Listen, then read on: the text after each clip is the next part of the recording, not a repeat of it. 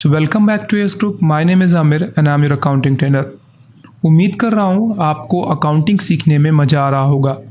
Accounting में अब तक हमने काफ़ी सारे टॉपिक्स को कवर कर लिया है, जिसमें हमने अपनी पिछली क्लास में कैपिटल यानी मालिक के निवेश को देखा था। आज उसी सीरीज़ में हम अगले टॉपिक पे बात करेंगे। आज का टॉपिक काफ़ी इंपॉर्टेंट टॉपिक है, जिसको हम इंग्लिश में कहते हैं लायबिलिटी और इसको हम हिंदी में कहते हैं कर्ज। अब यहाँ पर अगर हम बात करें कर्ज यानी लायबिलिटी क्या होती है। लायबिलिटी फर्म के ऊपर किसी थर्ड पार्टी का कर्ज है जो फर्म को भविष्य में अदा करना पड़ेगा।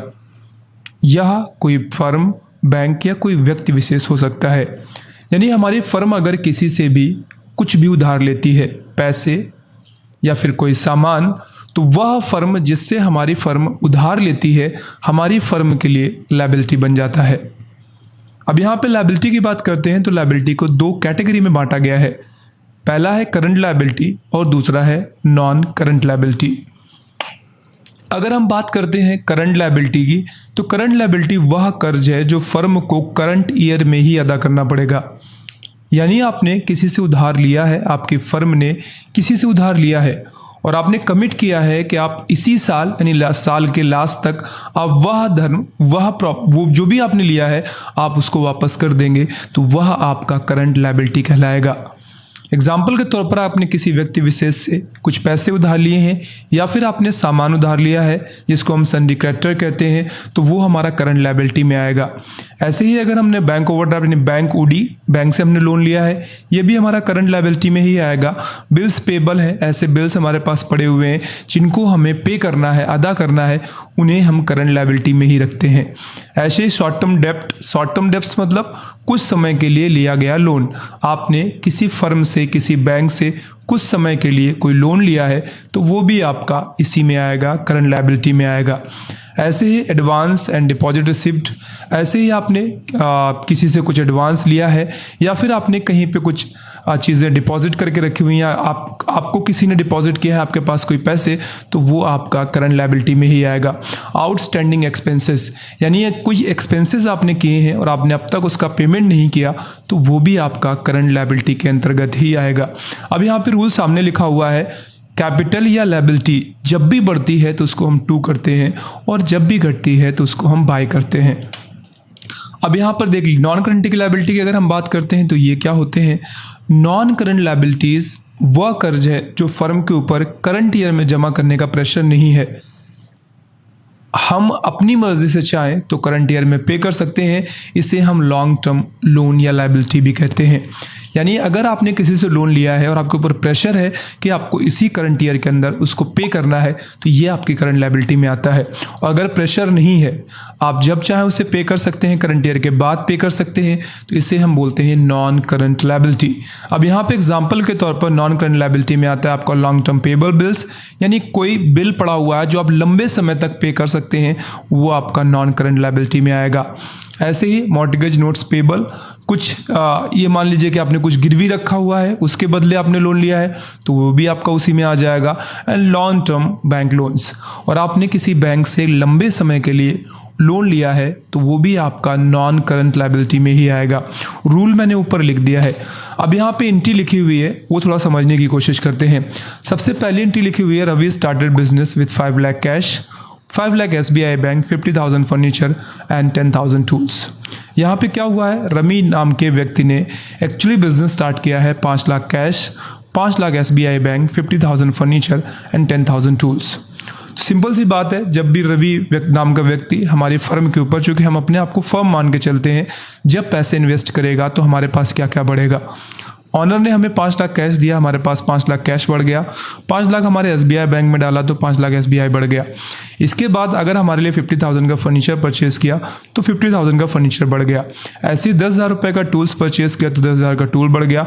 लेकिन इस सबको मिला करके हमारे ऊपर, हमारी फर्म के ऊपर कैपिटल बढ़ गया, कितना बन गया 10,60,000 रुपये। यानी ये सारा कुछ जब हमें मालिक देगा तो बाद में हमें वह पैसा वापस करना पड़ेगा, कितना 10,60,000 रुपये। अब रूल के मुताबिक अगर हमें चलना है तो उसके हिसाब से सारे प्लस सिंबल्स को हमें हटा देना है, क्योंकि ये सारे एसेट्स हैं और यहाँ पे जहाँ पे एसेट्स लिखे हुए हैं इन पे एसेट्स का रूल लगेगा। तो एसेट्स में जब प्लस सिंबल हटता है तो हम बाय करते हैं, लेकिन नीचे वाला कैपिटल है, मालिक का निवेश है, जब ये हटेगा तो हम यहाँ पे 2 करेंगे। तो फाइनल एंट्री आ जाएगी by cash account 5 lakh, by SBI account 5 lakh, by furniture account 50,000 and by tools account 10,000 and overall बनेगा टू कैपिटल अकाउंट 10,60,000। अगली एंट्री लिखी हुई है firm paid salary 40,000 and paid electricity bill 15,000 and paid wages 5,000। Firm ने हमारे 40,000 रुपये salary पे की है, इलेक्ट्रिसिटी बिल पे किया है 15,000 रुपये और वेजेस पे किया है 5,000 रुपये। अब टोटल अगर आप देखेंगे तो कितना आपने पे किया दिया आपके फर्म ने 60,000 रुपये। क्या 40 सैलरी 15 इलेक्ट्रिसिटी बिल, तो टोटल मिला के 55 हो गया और 5,000 वेजेस। तो यहाँ पे आप चूँकि बाकी सारे एक्सपेंसेस कहलाएंगे आपके, तो by salary account 40,000, by electricity bill account 15,000 and by wages account 5,000।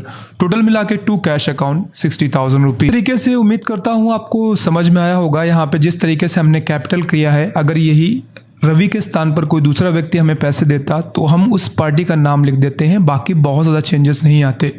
जैसे एग्जाम्पल के तौर पर अगर यहाँ से मैं मान लीजिए कुछ बनाने के लिए यहाँ से मैं अपना वर्ड ओपन कर लेता हूँ, क्योंकि कुछ एंट्रियाँ मैंने यहाँ पे नहीं लिखी हुई हैं, समझाने के लिए यहाँ से मैं वर्ड ओपन कर लेता हूँ। और वर्ड में आकर अगर हमें कोई भी एक एंट्री मान लीजिए बनानी होगी, सपोज यहाँ पे लिखा हुआ है firm took loan of 5 lakh from SBI bank. अब यहाँ पे समझने वाली चीज़ ये है कि SBI बैंक क्या हमारा ही बैंक है? नहीं, बैंक भले ही हमारा हो लेकिन हमने लोन लिया है। अब जो 5 लाख रुपए लोन लिया है ये तो हमें अदा करना ही पड़ेगा। तो अब यहाँ पर हमें क्या मिलेगा? जब फर्म हमें SBI बैंक से हमें 5 लाख रुपए लोन मिलेगा तो हो सकता है वह लोन हमें कैश के रूप में मिले। तो हम सबसे पहले क्या करते हैं, हम प्लस कैश करते हैं। जितना भी हमें मिला तो हमने यहाँ पे कर दिया प्लस कैश 5 लाख रुपीज़। ठीक है, कैश क्या है? हमारा एसेट्स होता है। आपको याद होगा मैं पहले ही बता चुका हूँ, कैश हमारा एसेट्स होता है। तो यहाँ में हमने क्या किया, 5 लाख रुपए कैश बढ़ा लिया, क्योंकि हमें लोन मिला है किस बैंक से? SBI बैंक से। लेकिन इसके साथ साथ अगर आप देखेंगे तो आपका SBI बैंक के ऊपर से लोन आपके ऊपर बढ़ गया, तो इस SBI को हम कहेंगे करंट लायबिलिटी। अगर आप इसको लायबिलिटी चाहें तो आप लायबिलिटी भी समझ सकते हैं। करंट लायबिलिटी कितना? 5 लाख रुपए। जिस भी आप बैंक से जितना लोन लेते जाएंगे वो आपके ऊपर लायबिलिटी के तौर पे चढ़ता जाएगा। अब ये एसेट्स है, नीचे वाली लायबिलिटी है। अब अगर हमें दोनों को कन्वर्ट करना है CRDR में तो कैसे करेंगे? सिंपल, ऊपर वाले के लिए जब भी हमारे पास से एसेट्स बढ़ते हैं तो उनको हम बाय करते हैं। तो हमने क्या किया, हमने किया बाय कैश अकाउंट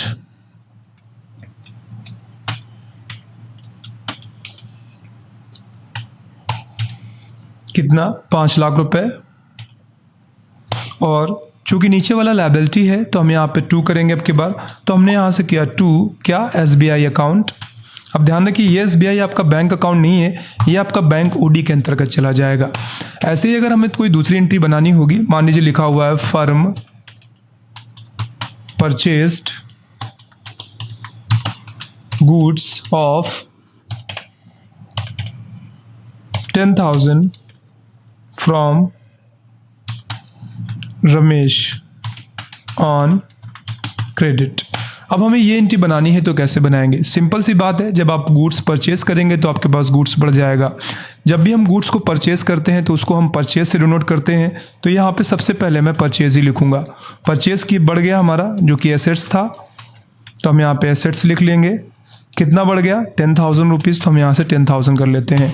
अब इसके साथ साथ अगर आपने पेमेंट किया होता तो माइनस कर देते कैश, लेकिन पेमेंट नहीं किया है तो अब आप सामने वाले रमेश नाम का क्रेडिट हमारे ऊपर बढ़ गया है, लायबिलिटी बढ़ गया है। तो यहाँ से हम लिखेंगे रमेश। अब रमेश हमारे क्या होंगे? रमेश हमारे लायबिलिटी हो जाएंगे, क्योंकि इनको हमें बाद में पैसे पे करने होंगे। कितना लायबिलिटी हो जाएगा? जितना हम उससे उधार मान लेंगे। अब इसको अगर पास करना है, आपको एंट्री के तौर पर बनाना है तो क्या करेंगे? ऊपर वाला एसेट्स है तो हम यहाँ से करेंगे बाय परचेज अकाउंट 10,000 और यहाँ पे हम करेंगे 2 रमेश अकाउंट 10,000। तो इस तरीके से आपकी एंट्रियाँ बन जाएंगी। अगर आप किसी से भी पैसे उधार लेते हैं या माल उधार लेते हैं तो सामने वाली अगर कोई पार्टी है तो उसको हम सन्डी क्रेडिटर कहते हैं, जो कि हमारे ऊपर करंट लायबिलिटी ही होती है। और अगर हमने किसी बैंक विशेष से लोन लिया है तो वह हमारे लिए बैंक ओडी या बैंक ओसीसी बन जाता है, वो भी हमारे लिए करंट लायबिलिटी ही होता है। तो इस तरीके से अगर आपको कहीं पे भी कोई नरेशंस है और आपको उसको जनरल एंट्री में कन्वर्ट करना है लायबिलिटीज़ की, तो आप इजीली इस तरीके से कर पाएंगे। उम्मीद करता हूँ आपको ये वीडियो हेल्पफुल लगा होगा। अगर आपको अकाउंटिंग सीखने में मज़ा आ रहा है तो प्लीज़ हमारा सपोर्ट करिए, हमारे इस चैनल को सब्सक्राइब करिए, साथ ही साथ बेल आइकन पे हिट ज़रूर करिए ताकि जैसे ही कोई भी नया वीडियो अपलोड हो हमारे एंड से आपको उसको नोटिफिकेशन मिलता रहे सबसे पहले। आज के लिए इतना ही, बहुत जल्द मिलेंगे, तब तक अपना ख्याल रखिए। Bye bye and take care.